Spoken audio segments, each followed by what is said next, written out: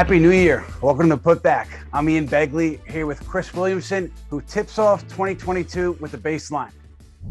That's right, Ian. Quite a lot has happened, obviously, since our last show 2 weeks ago. The Knicks roster has been absolutely ravaged by COVID-19. Derrick Rose needed ankle surgery, and yet the Knicks still pulled off their first win streak since October. And with COVID-19 sidelining players and postponing games, how difficult is it for really the Knicks front office to evaluate accurately their roster and the rest of the league?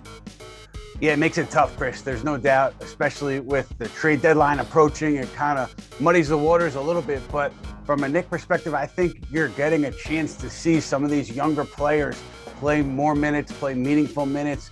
Obi Toppin, Miles McBride, Quentin Grimes, they've all slid in there recently and gotten regular rotation minutes amid the injuries and the health and safety protocols. So in one sense, I think it's giving the Knicks an opportunity to see players play more minutes that they may not have been able to without all the unfortunate COVID protocols and injuries. And one of the bigger revelations, over the last few weeks, the return of Kemba Walker to the lineup went off with 44 against the Wizards on the 23rd. What do you see happening for his future going forward as a Knick? Right, I think that it's kind of still in wait and see mode. And I think whatever happens ahead of the trade deadline, I think it'll be something that both Kemba Walker and the Knicks agree upon. One interesting thing, some players in the aftermath of that initial decision, Tom Thibodeau and the coaching staff deciding to take Walker out of the rotation, they felt that it revealed a little bit of inconsistency of sorts because they felt that not all players were being held to the same standard that was being applied to Walker. Now, Walker back in the rotation, the Knicks still hovering around 500, and we haven't seen them make the kind of push that obviously the fan base wants them to make, but maybe we'll see something like that in the coming weeks here, Chris. This week's guest is Marc Berman, a longtime Knicks and NBA reporter for the New York Post. You talk to people around the league, and they think that Thibodeau panicked with this Kemba move, and I think there were some eyebrows raised in that locker room. These players feeling like, wow, that could happen to me. I could be in a slump and he could discard me as like he discarded Kemba.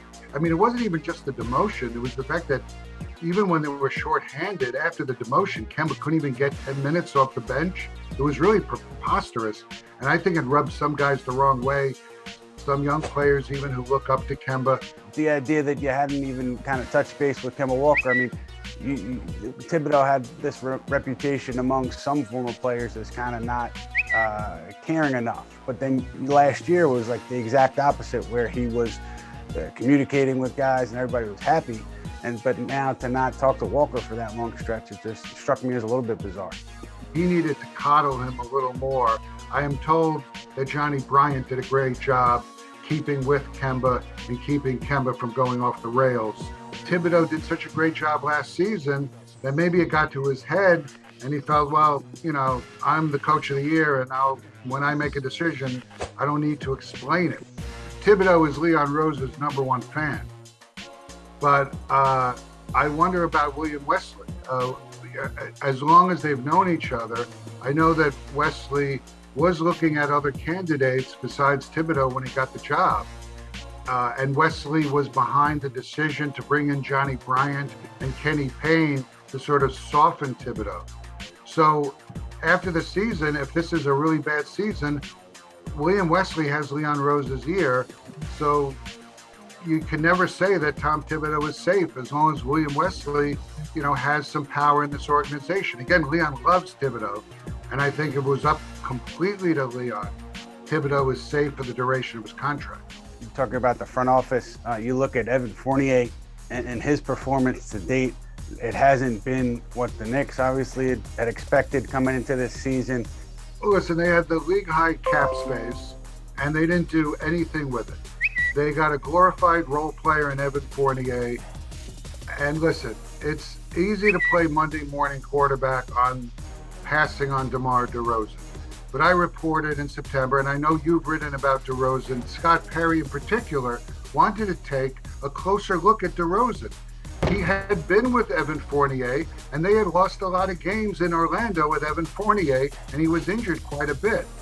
So that is looking like a big miss. With all that cap space, they had a chance to match the Bulls offer for sure. And I'm told that DeRozan had interest. And in a bigger picture sense, at some point, I think Leon Rose, William Wesley, their goal in coming here, or at least what was talked about, publicly, was that there would be stars or a star coming now that Rose and Wesley and their connections to top players around the league were running things. Now that didn't come from them.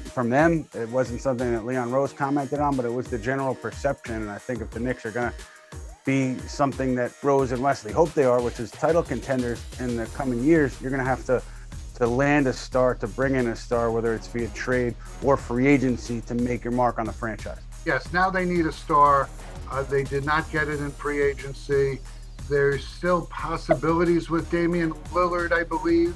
But right now they're in a tough spot because I don't know if Bradley Beal or Zach LaVine, they're playing for winning teams now. Why would they want to be traded to the Knicks?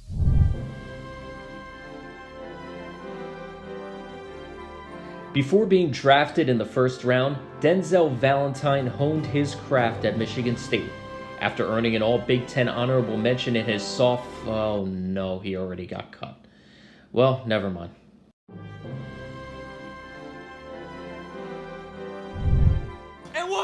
And Ian, after a 15-point loss to the Thunder, a Thunder team that entered the day 10 below 500, might I add, RJ Barrett warned the league, quote, "Don't sleep on us," end quote. So much attention is paid to Julius Randle, but how much would a stronger second half from RJ improve the next season?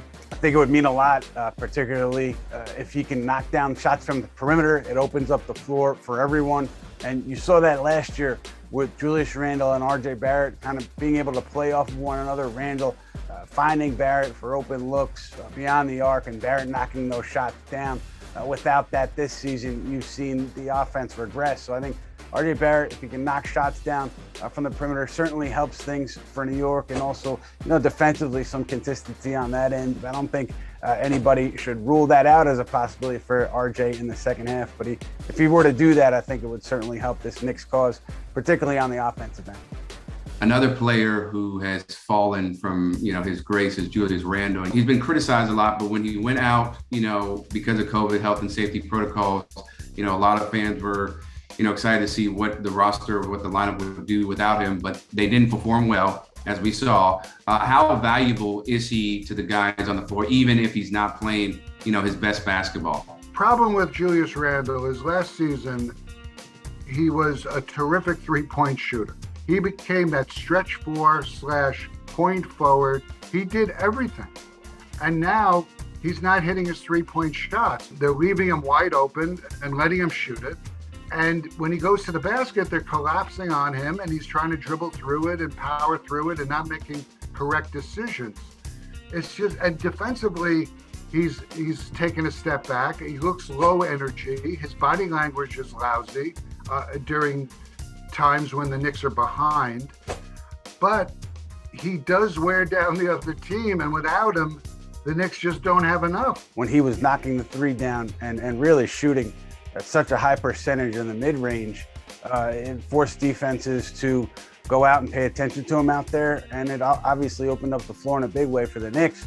That has not been there this year, as you mentioned, and that's been a big impact on the offense. And you hear the fan base, especially on social media, wanting to play Obi Toppin huge minutes and wondering why Thibodeau does not hold Julius Randle accountable the way he does Obi Toppin. I think part of that is just the idea that some coaches trust veteran players more than they trust young players, and so maybe that's the case here with Thibodeau and Randle and Toppin. I've said this throughout the last few weeks. Maybe Thibodeau has hit the sweet spot with Obi Toppin. He's playing him the 15 minutes. He gives tremendous energy, a different style of pace. So I'm wondering if Obi is best off playing that 15 to 19 minutes. In a big picture sense, the Knicks are going to need to find a way for Randle and Toppin to work together if both of these guys are going to be on the roster long term. Coming into that draft when they took Toppin, there was a lot of uncertainty about Randle's future in New York. Some teams felt that he was available via trade, so based on how things played out, have to figure out a way for these guys to coexist and play meaningful roles on a winning team. Obi has shown a lot, and maybe he's a trade piece. Maybe his trade value has gone up quite a bit, and maybe he is now a key piece in a big blockbuster, because it's going to be tough to have Obi and Julius as starters, but Julius and Obi playing the same position, another dilemma that Leon Rose has. Thanks, Mark, as always, for your time and your insights. We'll be back next week on the Putback with a live edition Thursday at noon, following Knicks Mavs and leading up to, finally, the Knicks rematch with Atlanta and Trae Young. For Chris, I'm Ian. We'll see you next week, everybody.